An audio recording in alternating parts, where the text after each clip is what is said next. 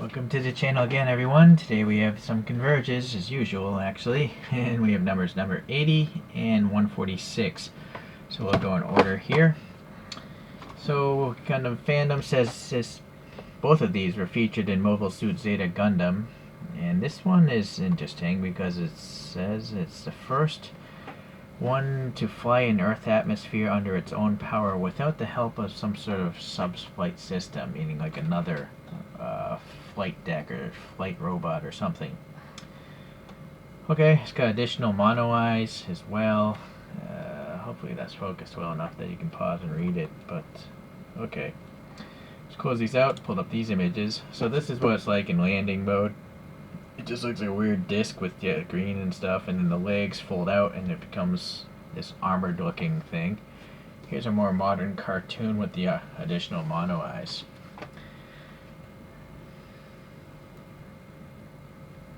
So the wave that this came out in was it was just the first wave 13, and coincidentally it came out in the year 2013. If you want to know what other models came in wave 13, let me hit focus. I've reviewed a few of these actually already. Okay, and then here's some basic stats of the robot there. So 2013 Gum. Let's see what this looks like. Oh wow, that's pretty gross. Yeah, I might have to keep that one. I'm trying to keep a collection of the most nastiest gums. Let's see what we have. Oh no, this actually isn't remotely close.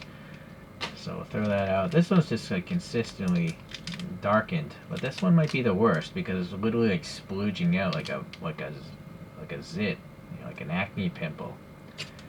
And then this one's just brown with some splooging out. So you know what? I think this is. I'm gonna just keep this one. This is the reigning champion. Unfortunately, they don't date their gum, which is really odd for something that you can put in your mouth. I don't know which robot that came out of. Okay, back to this. So being from wave 13, it has a clear foot stand, which is pretty much a waste of plastic because the thing stands on its own anyways. Only those three parts. Yeah, see, it does this, but you don't need it. Right, so that goes in the trash. So the only thing I have to add are the antennae, but let's see if anything comes apart. I know the arms will come off usually. Is there a backpack? That seems glued or tight. The head, I wonder if it spins at all. Does it come off? It feels like it's definitely a separate piece, but maybe, oh, there. I don't want to twist it. There might be a peg and I don't want to shear it off, so I guess I'll just leave it alone. But at least we can see now without the arms, some side details there. Look pretty good. You know, these panel lines and stuff like that. Nice thrusters and vent details. Some vents there.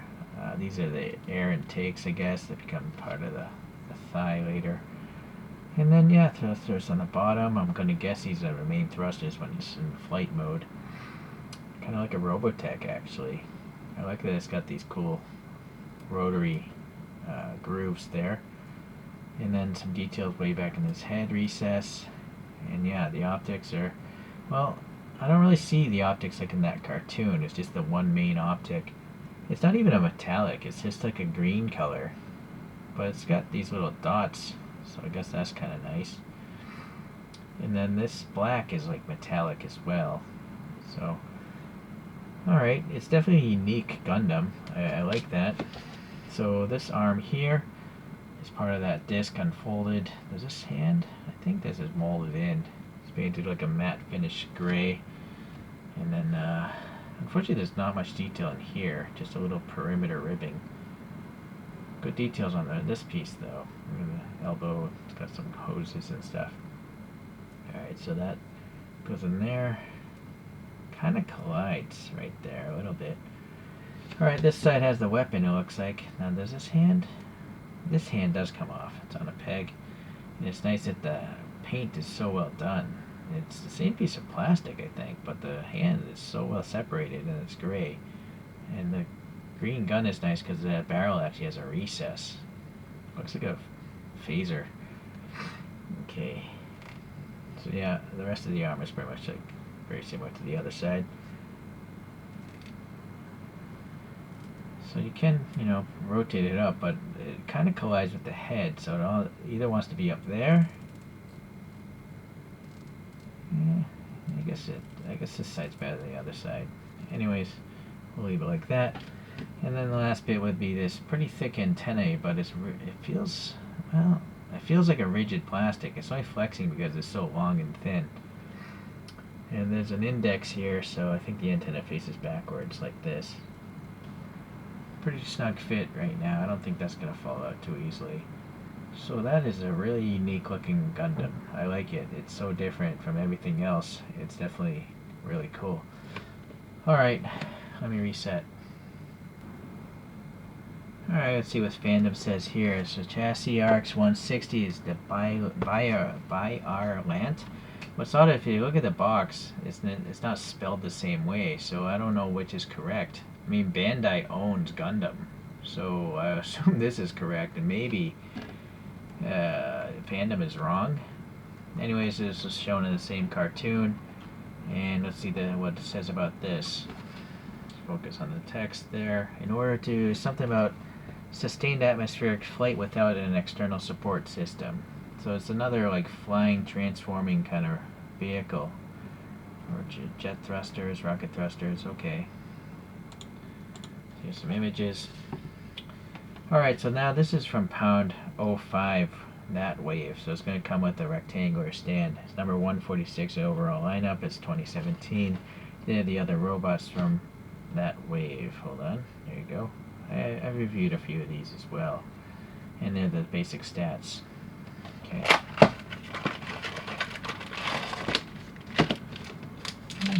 That gum actually looks edible, well, chewable, but I'm not going to chew on something that old.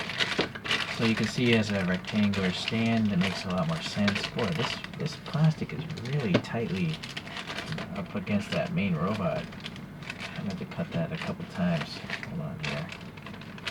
I want to cut the robot. Okay.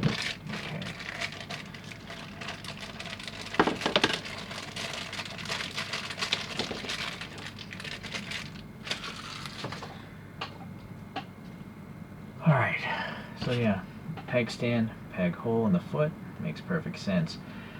Although I gotta say, the feet are pretty plain looking. Why aren't there more grooves in the bottom of this? It's really lazy, you know? It's like the guy went home early. He's like, oh, I did that today, I'm gonna just leave the rest alone. Strange. Alright, well, down here we see some nice hose details on the crotch. There's some red in here as well. And so the overall color scheme is a gray and a darker blue. It's all trying to be matte finish, it seems. Let me get a better angle. Let's get the head off here. Alright, so the face apparently falls off. I don't know the construction of this. This is such a weird robot. Does that head even come off at all? Does this backpack come off? I'm not feeling it. Alright, let's continue on with no face. Let's see. Big thrusters here. Nice red heat deflecting paint. Back here as well. Whoa, that's quite interesting. We got panel groove details. Look at that. There's some intakes or thrusters there. Okay, so yeah, this is all corrugated. I don't know if this is a giant jet or what, but it looks nice, interesting. And then some radial grooves. That's for the arms, and then the face fell apart. So one piece that fell off was this mono eye part, and it's got a nice purple metallic mono eye on a metallic gunmetal backing. So let's see, I think that must go back in there. Oh, but the chin piece probably should go in first. So I think these would be advisable to glue in place, seeing how I knocked them loose without even trying to do that. I put this in backwards. These two little pegs are supposed to go in that area there, I guess. So I think that's how it's supposed to go. Let's see. Yeah. After this video, I'm going to glue all that together. So, let's see. Just look at the image behind. Unfortunately, there's no green paint right here. That's supposed to be green. This green that you see here on the neck. So they kind of skipped that. So the head is interesting, and I don't think the head is even done. Yeah, I have to clip these off and put the antennae in. So where are the clippers? I'm pretty sure these antennae will fall out pretty easily as well. So you probably want to glue those in place. But I will do so after this review. Yeah, and I apologize for the big noises. My window is closed, but it's a big celebration week. So they've been playing music non-stop for the past 2 days, and it'll continue on for the next 2 days. And I'm talking like non-stop, like 5 in the morning, 7 in the morning, 3 in the morning, the middle of the afternoon. Like right now it's like 2 in the afternoon. And that noise is getting through 2 panes of glass. Noise pollution, they don't care. It's a shame. Okay, well, I got the antennae in, and they're nice. Yeah, they fit well, but I think I'll probably glue them in later. So far it's coming along nicely. It looks kind of normal. Now where things don't get normal is I think where the arms go on. But let's take a look at this. Is this removable? Yeah, alright, so this rotates. It's got like a 3-claw hand or something, and it's cut at an angle, so you can get different poses, right? It's almost like a 90-degree bend, but if you twist it this way, it's almost more in line with the forearm. So I think that's actually smart what they did there. Now you got some red, this gray again, red deflectors with grooves, looks pretty good. I don't think there's a left or right arm, it's just probably symmetric. It's a round peg going into a hex hole. And so this one, I'll pose the hand more like a 90-degree bend, like that. Yeah, it's a mirror image, it looks like. It's the other arm. So left and right doesn't matter. So now it looks kind of weird, right? It looks like a really wide bodybuilder. Huh. It's very, very strange. I really kind of wish this posed as well. Like I could rotate that, but I don't know if it doesn't, unless the paint's really stuck. I don't want to rip it off, you know. These spin pretty freely. It's really weird, right? The proportions are very strange. So I gotta give credit to these designers at Bandai making all these weird robots. So in the back you have an image from Mobile Suit Zeta where both of these are hanging out. I'm gonna guess they're probably the antagonists, the bad guys in the cartoon, but since I haven't watched any of it. So Fandom was mentioning a few other robots, and one of them is the Hazel Custom. So if you read that. I don't have a Zeta, but I do have a Zeta Plus, which is number 90 in the overall Converge lineup. I don't know if the Zeta Plus and the Gundam Zeta are the same thing, though. I know the Double Zeta has its own TV show, which I think came out after Zeta. So that's what this guy is here.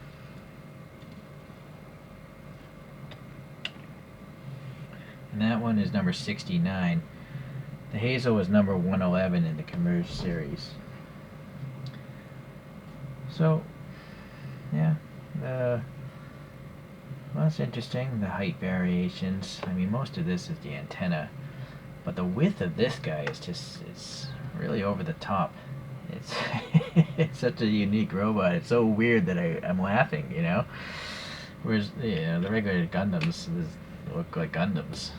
So I really like, I like the really strange designs more than the Gundams. I find most Gundams look the same. But these Gundams are definitely different. So that's why I like them. Alright, well, thank you for watching again today, and we'll see you in the next Converge video.